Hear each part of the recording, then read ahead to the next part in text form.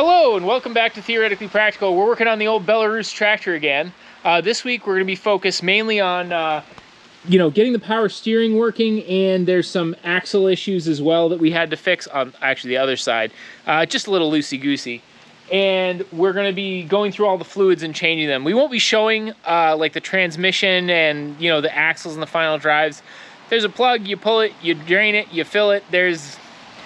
I don't know. Doesn't seem worth showing. If you guys want to see it, let me know. I'm happy to put it in. It's just, these videos do tend to be on the longer side. So for the sake of brevity, I'm going to leave it out. We will be going into deep detail on the hydraulic filter as well as the oil filter, because they're both cleanable filters. And the oil filter has a centrifugal type filter, which basically means it's like a spinning thing. It spins real fast and cleans out the oil. I've never heard of such a thing before, but I looked it up after finding out that was on this tractor, and they're reasonably effective. And yeah, it'll be cool to dig into that together. I'm also going to try to get the temperature gauge working, because that is the only major gauge that you'd want to work that doesn't. So, I'm not going to worry about the tachometer. What do you need one for? It's governed. You can't rev it beyond the moon. And you definitely don't need a speedometer on a 13-mile-an-hour tractor unless you're trying to run specific speeds for crop junk. But like, I don't know, pull out an app, use a GPS. It is what it is. So anyways, let's get into it. So ever since I got this tractor, I knew that it had a power steering ram here, and it says modular controls on it. If I come around to the other side, I see that there's this lovely little valve that says modular controls on it. And originally I thought this valve was for the loader, but that's a different brand name, and these are the same. I think this is it.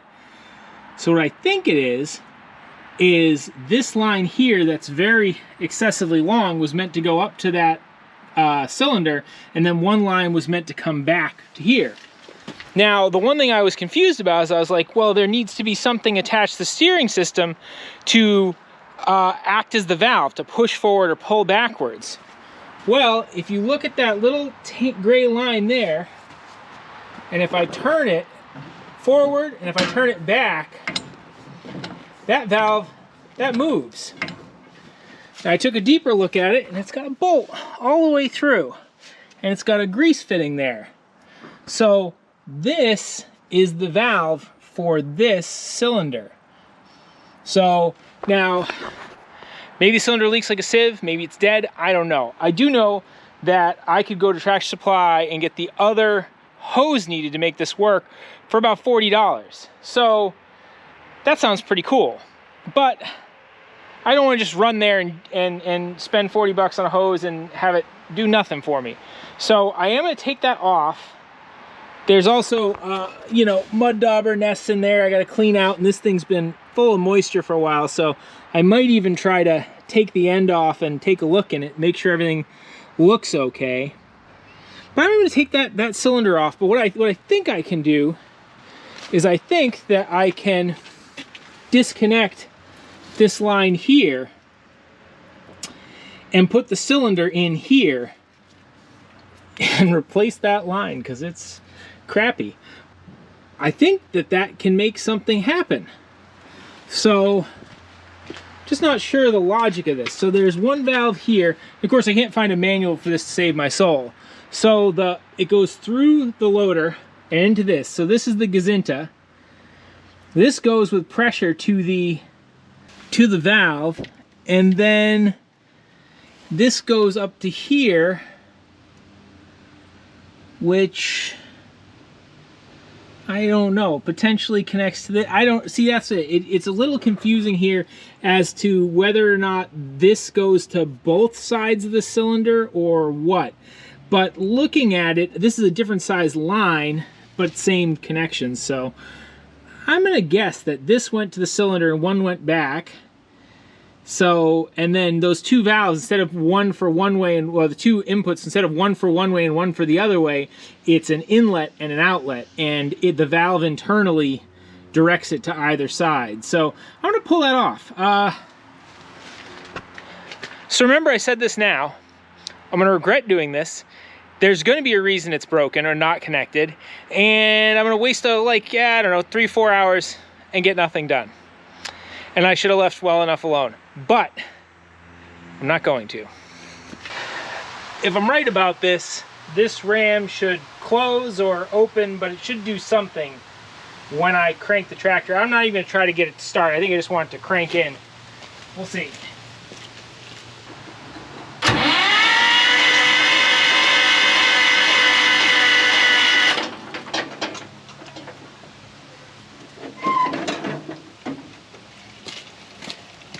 Hey, that worked. Now let's try the other way. All right. And I'll do it. It should extend this time.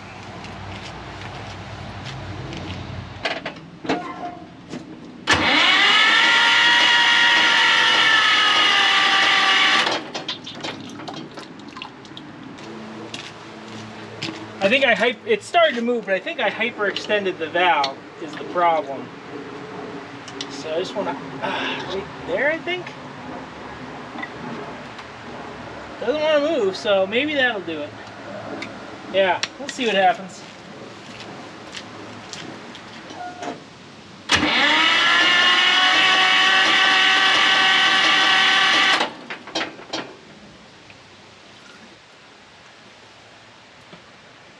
Well, in any case, I think it moves.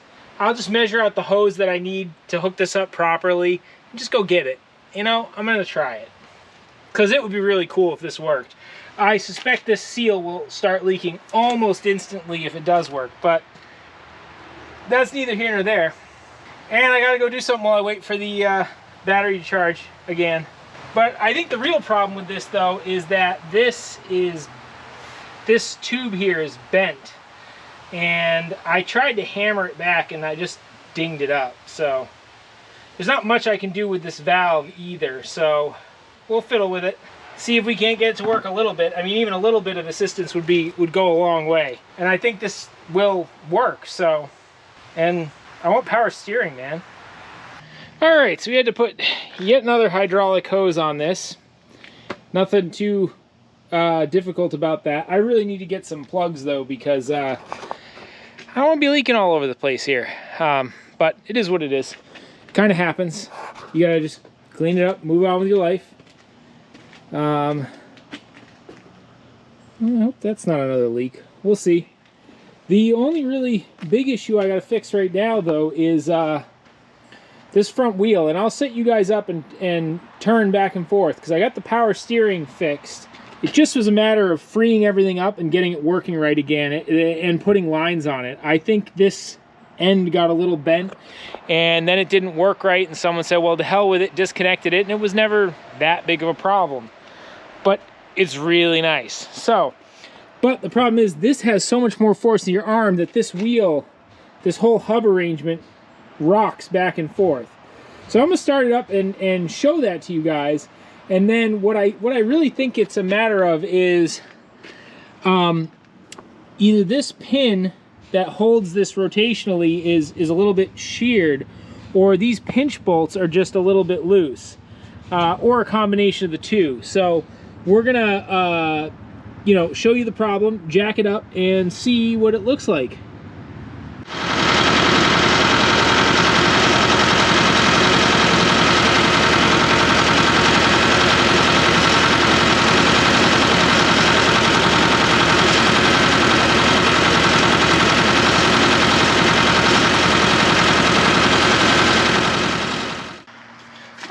So I got the thing jacked up in the air with its own loader, which is handy, and the whole thing rotates around here. So we're gonna check this pin first.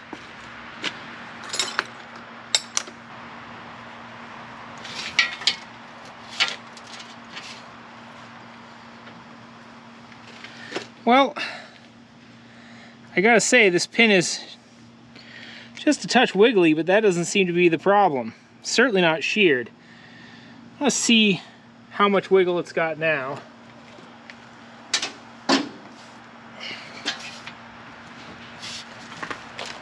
There's still only about the same amount.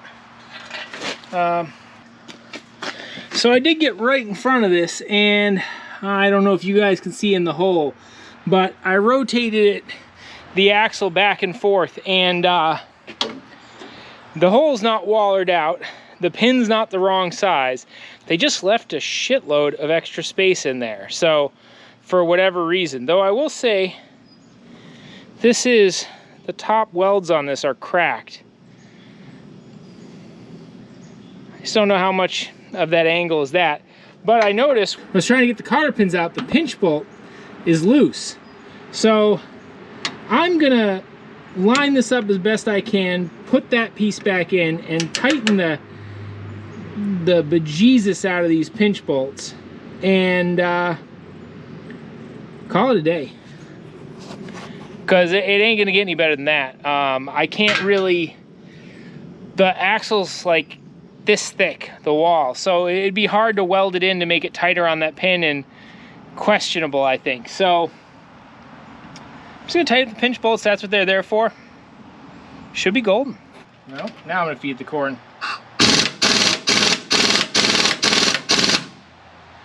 There was quite a bit of rotation on that, and I didn't really give it all the beans she's got. So I'm also terribly afraid of cracking that, so there's that as well. Okay, now, oh yeah, she's toit like a toiga. Don't ever just ignore the easy solutions, such as over-tightening fasteners. It can get you a long way. It can also break everything really, really quickly, but 50-50. The reason why I didn't make more of a big deal about this pin is that the hole inside the axle is just, it's got a ton of clearance. The pin is not really meant to stop it so much as the pinch bolts. But that's what's going on with that, and you'll be able to see this thing stays still now.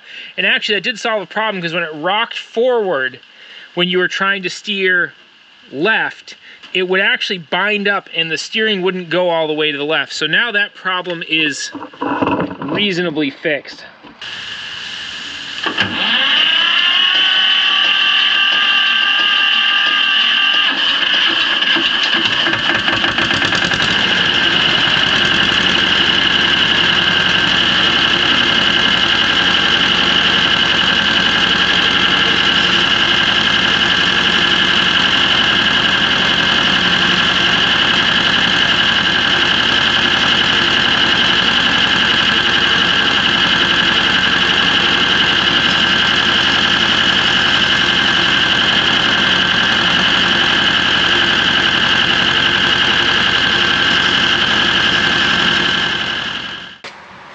Service the hydraulic system. This is the cap. I had to take the seat out because this is the cap and this is the dipstick, and you can get neither one of them out with the seat in place, which I don't love that, but whatever. So then next we're going to take apart the hydraulic filter housing right here. So we got to take these, the mount for these off, those 4 bolts off, and then I think the rest of it just comes right out. So let's see if I'm right.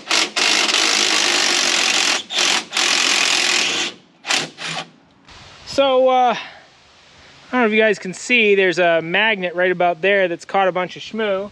And then this is the filter itself. It's a series of these fine mesh things, and there's some crap in it, but it's ultimately not terrible. So I think this whole thing comes apart and gets cleaned up and goes back in again just as it is. So that'll be the next step. And as to why the spring is safety wired to the thing, I don't know. Maybe to keep it from unwinding, because that's probably the pressure. Yeah, that's going to be the overpressure relief. So I'll clean this up the best I can. It does talk about removing these oh, they just come right off. Okay, yeah, we'll go to the bench and you'll see it better. So bear in mind, this is the whole tractor's lifespan worth of crap. So I'm going to leave this all wired together. And I'm just going to gently move these bad boys. And there is an O-ring at the bottom you want to preserve that, if you will. Oh, we don't want that to go in the slot. All right, well, that'll make more clean. So, a lot of crap went through here, but again, 30 years without cleaning a filter won't really do you any favors in that area. So, and it doesn't look like it's certainly not clogged. So I do think this is probably a pretty low hours machine. I don't know what that would have come from though. That's a whatever, unsettling amount of material. Huh, well, that's that. I'm just gonna clean it with some brake clean and some diesel, which is what it says in the manual. Really aren't clogged, these screens, so I'm just gonna blow it in the crevices to kind of expand it out the edges, and we'll see. All right, guys, one little thing that's kind of bothering me about this, and I'd like to do it before I change the oil, is the temperature gauge not doing anything. So, I mean, it needs to have power going to it, and it needs to have the signal wire. So I now know where the sensor is. In the previous video, I was all excited because I found where the sensor was.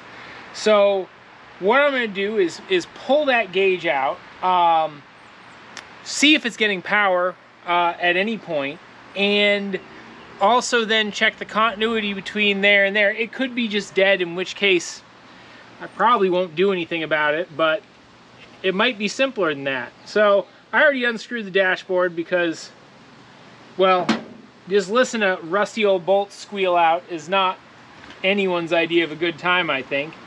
And I can just lift this bad boy up. All right, so I got my test light here, and the reason I'm using this and not the multimeter is because I'm looking for a simple, just yes or no reading, and I don't know that I think that a multimeter is necessary. And also, you can get a cheap one of these for like $5 at any auto parts store. So I'm kind of trying to make it a little more accessible. So we'll turn this switch on. We got lights coming on. So I'm gonna probe this side of the gauge and I get nothing. Probe the other side of the gauge and I get nothing. So this would lead me to believe that I got nothing. One thing I can also do is turn on the highlights, and there's a little blue light there that's lit up, but it's hard for me to see. And I'm just gonna touch it to one side or the other just to make sure that my light's working. There we go. So, peanut light's got light. Power, you can see that right there. The light's up. I hope you can see that.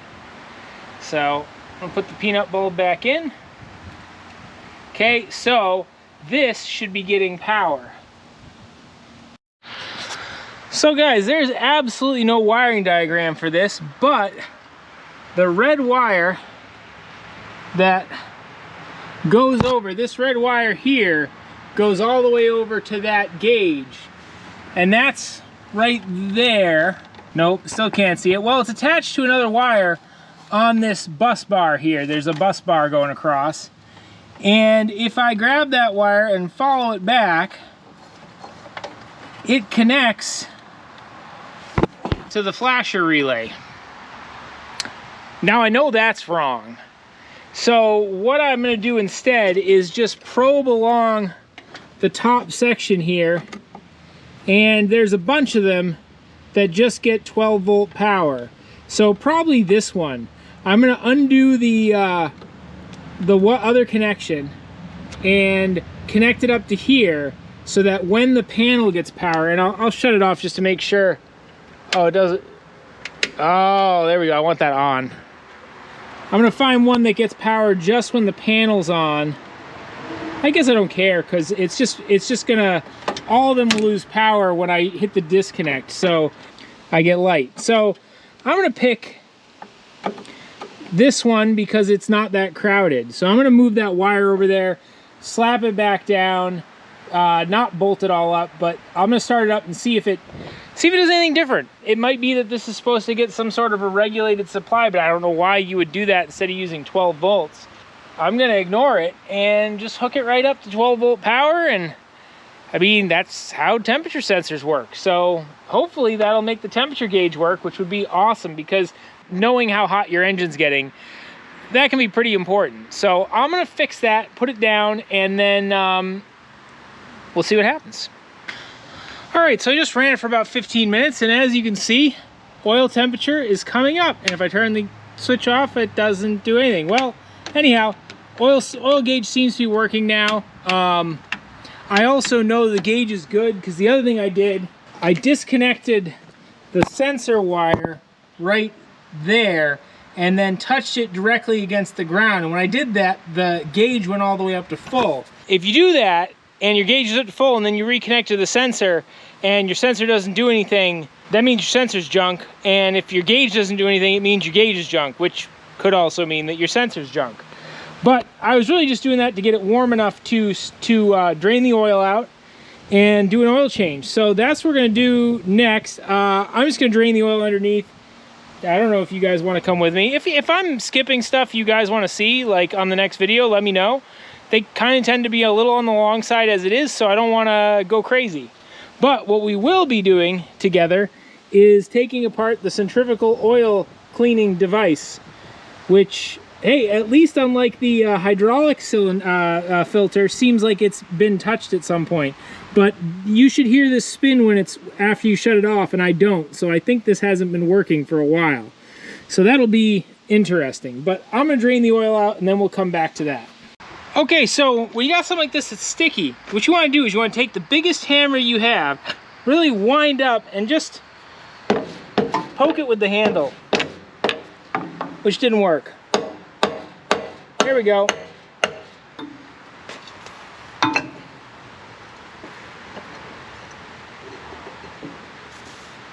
Huh. Well, there's layers to this, buddy. Let's see. It says, I'm going to say it's clean centrifugal oil filter every 120 hours. Remove filter cap. Hold rotor A by placing a screwdriver under bosses. Use a 36mm wrench to remove rotor sleeve B. That's A, that's B. It shows you what to do. And actually, there's more information to this than that. But let's see, that thing should spin, I guess. Oh, yeah. Okay. I don't see where you'd put a screwdriver on that. Well, at least it spins freely. That makes me feel a little better. Now, I know this says to use a screwdriver, but there's nowhere to put a screwdriver where it says you can. But you can use a strap wrench, which is a great tool to have. And unfortunately, I don't have the right stuff to get in here the way I would like to. So, because my 1/2-inch drive socket is elsewhere, but this will work. So it's interesting, now it's lifted up enough that I could do the thing that it was telling me to do before. So I wonder if this wasn't over tightened the last time it was serviced. I'm also not sure why they put every thread in the universe on. I think it's stuck. There we go. So this is what the oil filter looks like, more or less. My understanding is it uses a couple of jets to spin this around and fling the oil out of that, and then you've got this sort of filter element at the bottom. Wow. It's amazing. I can't show it that well. Oh, there we go. But on the inside of this filter housing is like a thick, cakey layer of carbon. So this thing is doing its job, more or less. Yeah, I hope I can take the screen out to really get it clean. It definitely has been more than a couple of hours. And the manual also talks about some jets used to spin this. So I'm gonna go look in that a little further and see if that's something that we want to do today or not. All right, guys, so we did take the part out. The side of the filter said not to take out. This is the bottom part because the manual did say to take it out. These two little jets need to be cleaned because they are what provides the rotational force to spin this. When this spins, it flings the dirty oil against the sides of this. And I don't know if you guys can see, but there's a layer on that that is that thick of junk. So I'm just gonna stick this in some diesel and let it soak for a while and peel it all off and clean it off good. Then we're gonna slap this back together again. It says that these need to be aligned to the inner one for balancing, but I'll tell you what, there's no marks that the manual says is there either, so I don't know what is supposed to be going on, but like, I mean, this definitely needed a clean because, I mean, that's just some of what I've pulled out of it. Is wild. And apparently these filters are very effective. They just, I don't know why they don't use them more, but. Okay, so this is now clean. There was literally 3/16, almost a 1/4 inch of gook in the middle of that. And now it's all nice and clean. I got this cleaned out as well, pretty good. 16th brazing rod fits in these little jets really well and cleans them out. So those are all cleaned out. So the one thing it does say in the manual is like this goes on here, and then this is supposed to align to this with a tab, but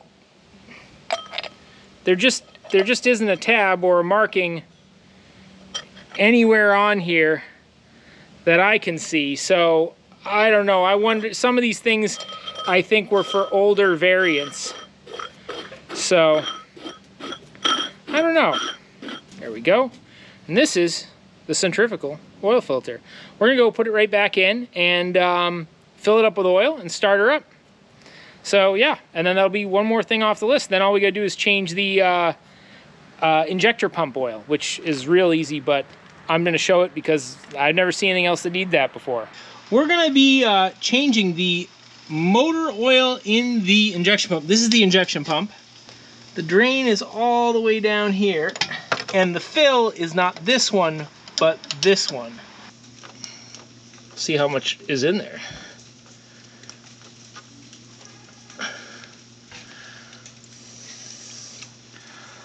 Okay, that's a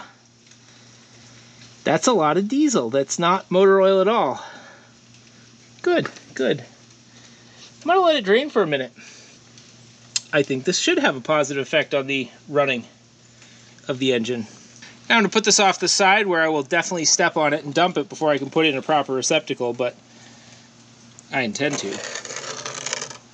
Alright, I got the inlet off, I put the outlet back in, and this is not gear oil, this is just an old, I save the empty bottles because they have a little nice point on them, and then a little piece of silicone hose that I had lying around.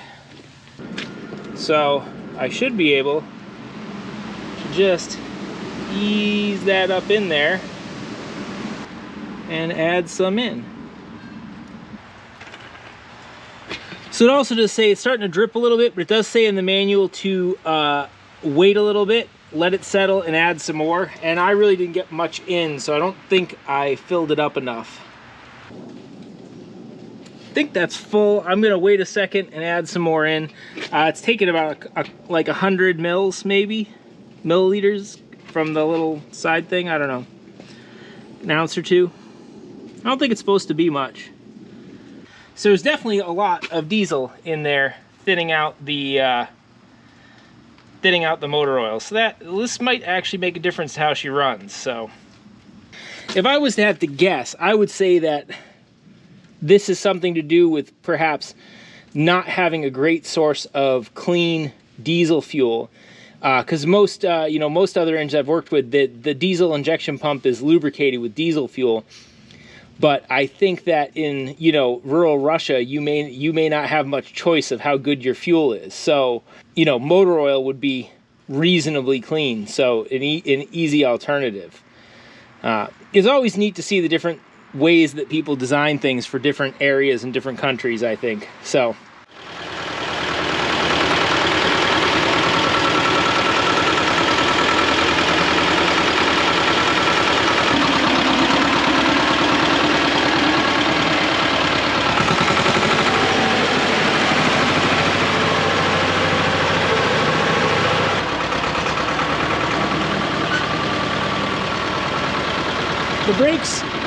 the brakes do work.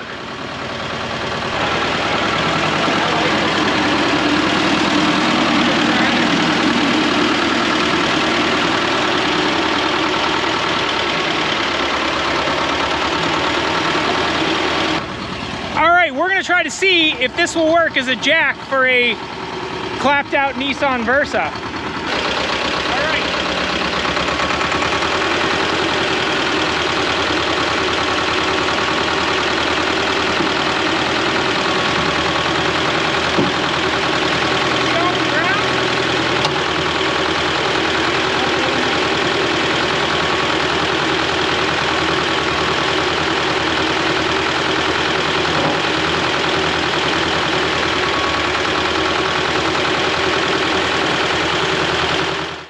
Alright guys, well, that's going to do it for this episode of Theoretically Practical. The power steering works now.